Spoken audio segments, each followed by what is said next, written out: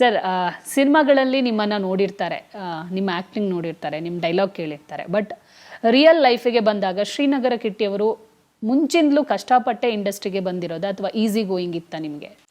ಕಷ್ಟ ಅಂತೇನು ಹೇಳ್ಕೊಳ್ಳೋದ್ರದ್ದೇ ಇಲ್ಲ, ಆರಾಮಾಗೇ ಇತ್ತು. ಅಬ್ಸ್ಟಕಲ್ಸ್ ಇದ್ದೇ ಇರ್ತಾವೆ ಸಣ್ಣ ಪಟ್ಟದ್ದು, ಏನು ತೊಂದರೆ ಇಲ್ಲ. ಬಾಲನಟನಾಗಿ ಇಂಡಸ್ಟ್ರಿಗೆ ಎಂಟ್ರಿ ಕೊಡ್ತೀರಾ, ಆ ದಿನಗಳನ್ನು ನೆನಪಿಸೋದಾದರೆ? ನಾನು ಮೊದಲನೇದಾಗಿ ಒಂದು ಟೆಲಿವಿಷನ್ ಧಾರಾವಾಹಿ ಅಂತ ಮಾಡಿದ್ದು ಮಾನು ಅವ್ರ ನಿರ್ದೇಶನ ಮಾಡಿದ್ದು.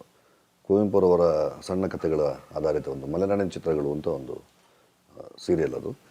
ಅದರಲ್ಲಿ ಪೈಲಟ್ ಎಪಿಸೋಡ್ ನಾನು ಸಾಲದ ಮಗು ಅಂತ ಒಂದು ಪಾತ್ರ ಮಾಡಿದ್ದೆ. ಆವಾಗ ನಾನು 8th ಸ್ಟ್ಯಾಂಡರ್ಡಲ್ಲಿದ್ದೆ. ಆವಾಗ ನಾನು ಫಸ್ಟ್ ಸೀರಿಯಲ್ ಅಂತ ಮಾಡಿದ್ದೇನೆ ಸಾಲದ ಮಗು. ಆ ನಂತರ ದಿನಗಳಲ್ಲಿ ಒಂದಷ್ಟು ಧಾರಾವಾಹಿಗಳು ಮಾಡಿದೆ ಬಾಲನಟನಾಗಿ. ನಂತರ ಒಂದಷ್ಟು ನಾಟಕಗಳು ಮಾಡಿದೆ. ಆ ನಂತರ ಮತ್ತೆ ಧಾರಾವಾಹಿಗಳು ಶುರುವಾಯಿತು. ಸ್ತ್ರೀಲೋಕ ಅಂತ ಒಂದು ಬರ್ತಾಯಿತ್ತು, ನಮ್ಮ ವಿಜಯ್ ಪ್ರಸಾದ್ ಡೈರೆಕ್ಟರ್ ವಿಜಯ್ ಪ್ರಸಾದ್ ಅವರು ಡೈರೆಕ್ಟ್ ಮಾಡ್ತಿದ್ರು ಅದನ್ನು. ಆಮೇಲೆ ಪ್ರೀತಿಗಾಗಿ, ಚಂದ್ರಿಕಾ, ಮನೆ ಮನೆ ಕಥೆ, ಸುಮಾರು ಧಾರಾವಾಹಿಗಳು ಮಾಡಿದೆ. ಹೆಚ್ಚು ಕಡಿಮೆ ಒಂದು 1000 ಎಪಿಸೋಡ್ಗಿಂತ ಜಾಸ್ತಿ ಮಾಡಿದ್ವಿ.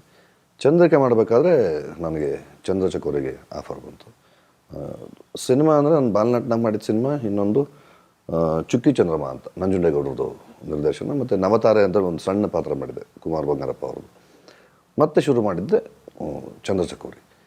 ಚಂದ್ರಚಕೋರಿ, ಗೌಡ್ರು, ಅಬ್ಬಬ್ಬ ಅಂತ ಹುಡುಗ, ಹೇಗೊಂದು 5-6 ಸಿನಿಮಾಗಳಲ್ಲಿ ಖಳನಾಯಕನಾಗಿ ಮಾಡ್ತಿದ್ದಾಗ ಗಿರಿ ಸಿನಿಮಾದ ಆಫರ್ ಸಿಕ್ತು. ಗಿರಿ ನಂತರ ನಾಯಕನಾಗಿ